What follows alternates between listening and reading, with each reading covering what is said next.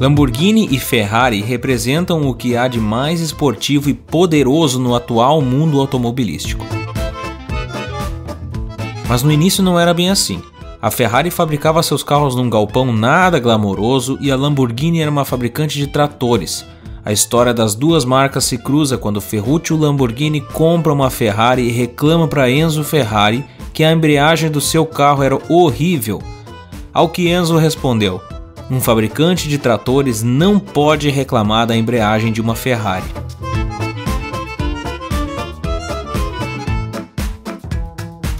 Esse insulto deixou ele possuído e ele respondeu para o Ferrari: eu vou te mostrar como é que se faz um esportivo de verdade. Fala galera, aqui é o Thales do canal Elementar e hoje eu quero contar a história dessa grande empresa icônica do automobilismo. Aqui nesse canal a gente gosta de falar sobre grandes histórias das empresas que obtiveram sucesso e revolucionaram o mercado de alguma maneira. E é exatamente isso que é a Lamborghini. Ferruccio apostou na solução do próprio problema. Apesar da Ferrari ser uma grande marca reconhecida mundialmente por ser sinônimo de luxo, velocidade e poder, o Enzo Ferrari era um apaixonado por motores e velocidade e corrida. Não era um empreendedor como Ferruccio. A história da Lamborghini nos leva ao norte da Itália, na cidade de Renazzo di Cento, perto de Bolonha. Foi aí que os pobres vinicultores Antônio e Evelina Lamborghini criaram seu filho Ferruccio entre os vinhedos da família.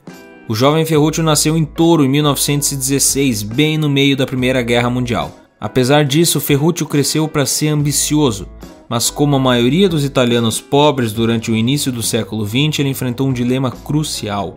Ele podia continuar com o emprego tradicional como agricultor ou tentar arriscar e assumir trabalhos industriais. Para o Ferruccio, no entanto, a escolha era clara. Ele era obcecado por máquinas e não conseguia ficar longe da garagem do pai. Isso acabou levando ele a estudar mecânica e em 1935 ele se sentiu confiante o suficiente para começar a sua própria oficina. 5 anos depois, porém, Ferruccio se viu arrancado de sua vida civil graças à Segunda Guerra Mundial. Ele foi convocado pela Real Força Aérea Italiana em 1940 e foi designado como mecânico para a guarnição na ilha grega de Rhodes. No início de suas funções, Ferruccio ganhou uma valiosa experiência com demolição e reaproveitamento de materiais. Em 1943, porém, depois que a Itália se rendeu, uma formação alemã assumiu à força a guarnição e despejaram seus antigos aliados. Se tu faltou essa aula de história, a Alemanha era aliada da Itália na Segunda Guerra Mundial, mas depois que a Itália se rendeu para os aliados Estados Unidos e Reino Unido, a Alemanha tomou conta do país para que os aliados não ganhassem mais espaço naquela área. Ferruccio tinha 27 anos nessa época e poderia ter saído de lá, mas decidiu permanecer como civil e com a permissão dos alemães ele começou a operar sua própria oficina. Por mais que os alemães gostassem da aptidão técnica do Ferruccio, 2 anos depois os aliados tomaram conta.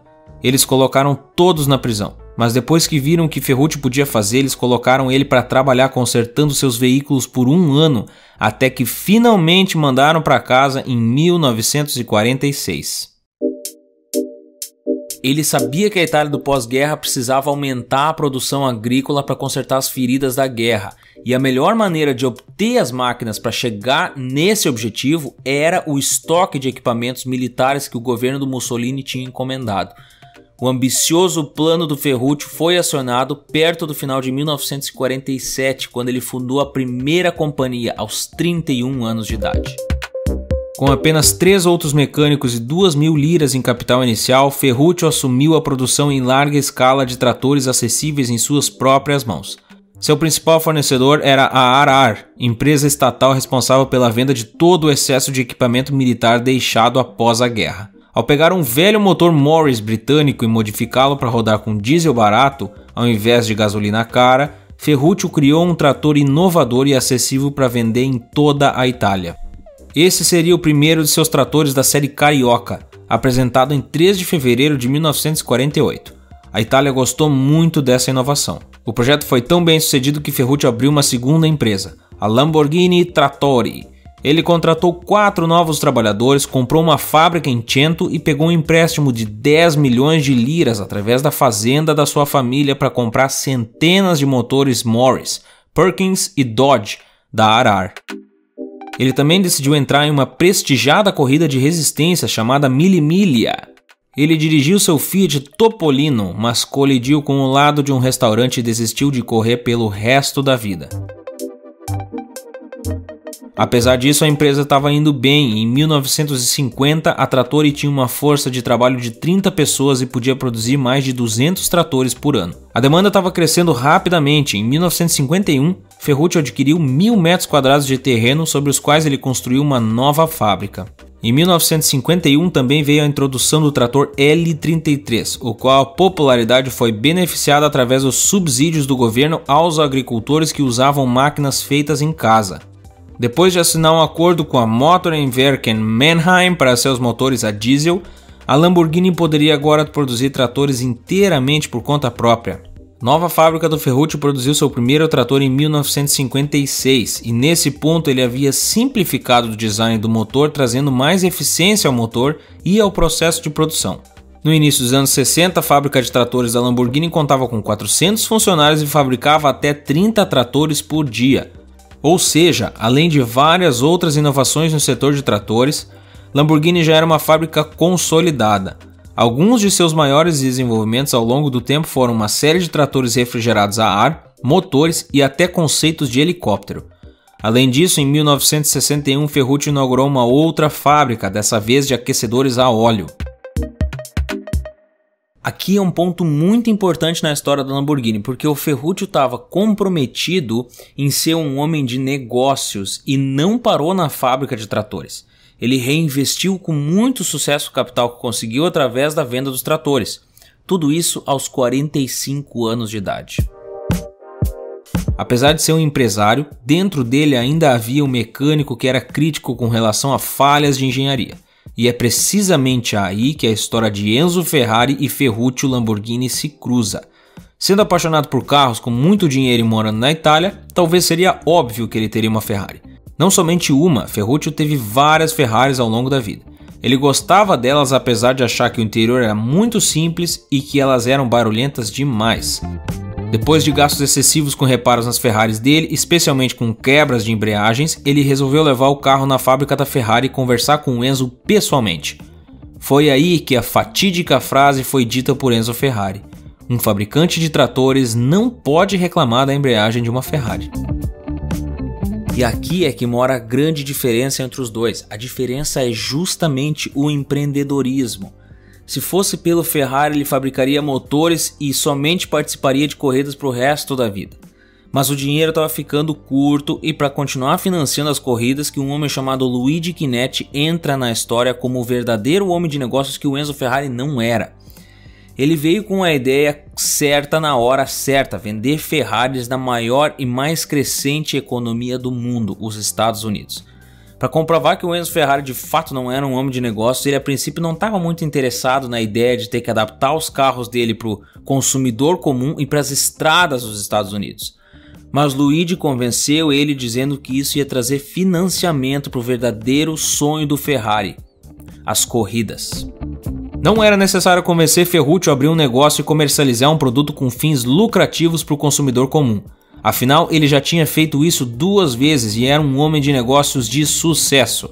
Além disso, ele estava bem ciente dos lucros que a indústria automobilística poderia proporcionar.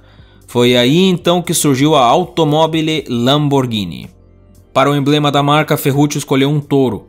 Ele era fascinado pelas touradas da Espanha e nomeou muitos dos seus carros como raças de touros, ou como os próprios nomes dos touros campeões. Por isso, muitos carros da marca têm nomes espanhóis. Nada mais justo do que escolher esse animal para o logo da marca. O primeiro carro Lamborghini em funcionamento, o GT350, foi criado em 1964 com a ajuda de jovens engenheiros, dentre eles Paolo Stanzani. Ele incorporou uma tecnologia impressionante, incluindo um motor V12 de 5 velocidades, freios a disco nas 4 rodas e suspensão independente para cada roda. Agora presta atenção aqui, o primeiro carro Lamborghini de verdade foi lançado quando Ferruccio tinha 48 anos de idade, quase 50 anos para começar algo que deixaria ele marcado na história do automobilismo. A criação do GT350 não foi fácil e seu protótipo sofreu algumas sérias falhas de design que ficaram evidentes durante a sua entrada apressada no Salão do Automóvel de 1963 em Turim. A questão mais notável foi o fato de o próprio motor não caber dentro da carroceria do carro. A solução de Ferruccio foi encher o compartimento com tijolos e manter a tampa fechada durante toda a duração do evento. Afinal, o show era para olhar os carros, não dirigir eles. Passadas todas essas dificuldades, no final dessa história toda o GT350 foi uma obra-prima técnica e recebeu elogios de críticos e clientes. Em 1966, a Lamborghini criou o 400 GT e o Miura P400. O Miura foi especialmente notável por estabelecer a posição central traseira do motor como padrão para todos os carros de alto desempenho da época, um padrão que é usado ainda hoje. Foi originalmente desenvolvido como veículo de corrida de rua por uma equipe de engenheiros de Marcello Gandini. Eles mantiveram o projeto em segredo do Ferruccio porque ele era contra a construção de carros de corrida devido ao seu próprio incidente de corrida em 1948. Quando o Ferruccio viu o novo design, ficou encantado o suficiente para não descartar, mas ele reafirmou a sua política de não fabricar carros de corrida. 1968 viu o Spada se estabelecer como um dos maiores clássicos da Lamborghini juntamente com o Slero 400 GT. A empresa continuou sua série de sucesso estreando modelos famosos como o Huracan, Jarama 400 GS e o Countach. O Countach continua até hoje como um dos carros mais icônicos da história do automobilismo e foi ele que elevou a Lamborghini ainda mais no mundo dos superesportivos. Ou seja, aos 58 anos, Ferruccio ainda tinha metas a serem conquistadas e ele seguia em frente para conquistar cada vez mais o espaço da Lamborghini como a maior montadora de carros esportivos do mundo.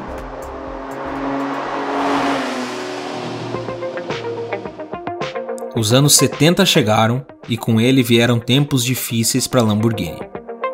Em 73, com a crise financeira global, o mercado sofreu um colapso com a Dow Jones caindo quase metade do seu valor.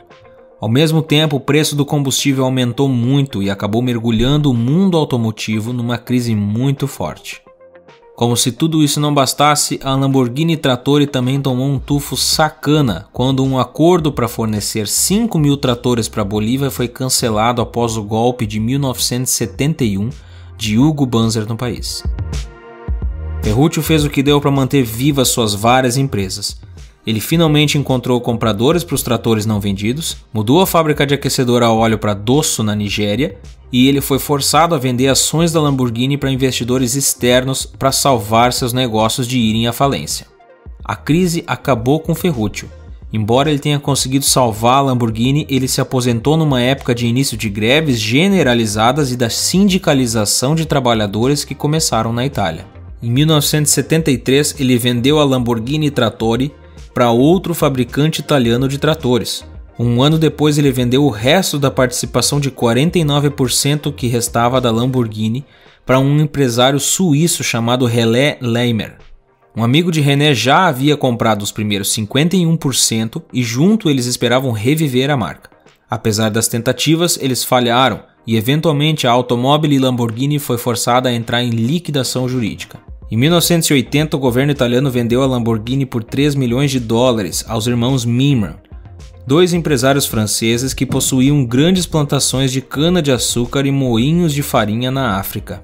Os irmãos queriam repaginar todas as instalações da Lamborghini e montar uma nova equipe de engenheiros, mas eles rapidamente explodiram o orçamento e acabaram vendendo a empresa.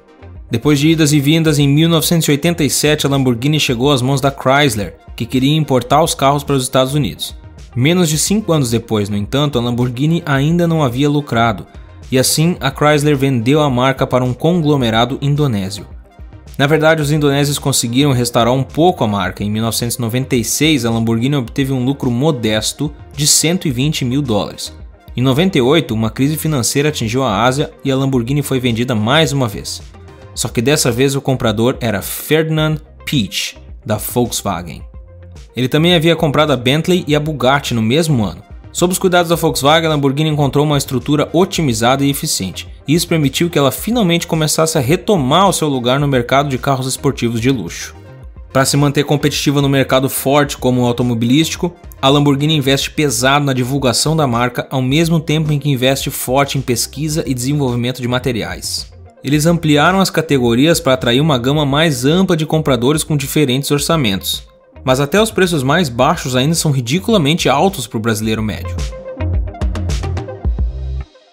Muitas empresas grandes estão utilizando essa estratégia.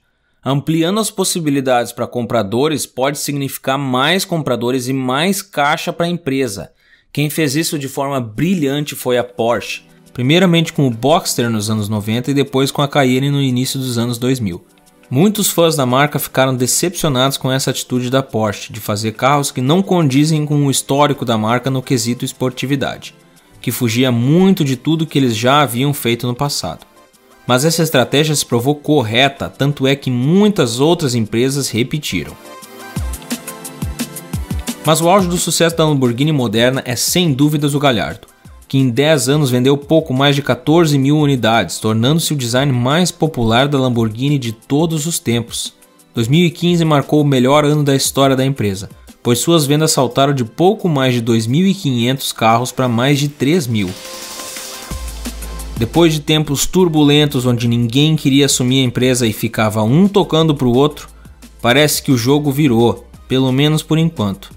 Se Ferruccio pudesse ver sua empresa agora, ele ficaria satisfeito em saber onde chegou e as estratégias utilizadas para reviver essa grande marca. Bom, agora aqui nós temos algumas lições dessa história incrível. A primeira delas é a atitude de faça você mesmo do Ferruccio. Ele estava cansado de gastar dinheiro para arrumar a Ferrari e, como um bom mecânico, ele sabia que a embreagem era ruim e que ele podia fazer muito melhor. Agora tu deve estar pensando, nossa, que problemão que ele tinha, né? Ele era rico e tinha uma Ferrari, para que mais que isso?